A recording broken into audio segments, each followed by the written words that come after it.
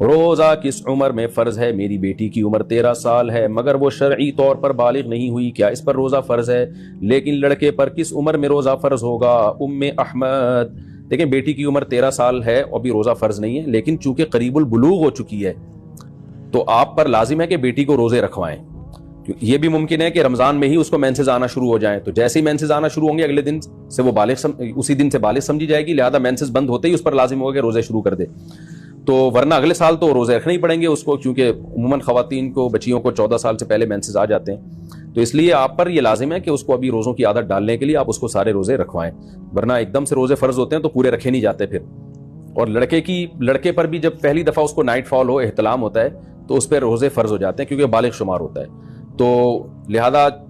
13-14 سال کا اگر لڑکا ہے تو اس کو بھی پورے روزے رکھوانے چاہیے۔ ہاں اس سے کم عمر ہے، جیسے 10 سال یا اس سے کم عمر کے لڑکے ہیں، تو پھر ان کو اگر گرمیوں کے لمبے لمبے روزے ہیں تو پھر پورے روزے نہ رکھوائیں، تھوڑے تھوڑے کر کے رکھوائیں، ان کو عادت ڈالیں، کیونکہ پھر ان کی باڈی کو نقصان کا خطرہ ہوتا ہے۔ روزے کا مقصد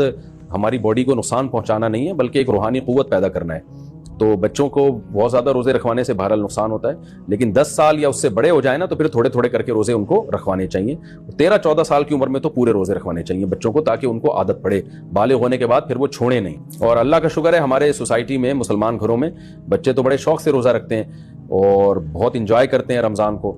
تو بچوں کو جو ذرا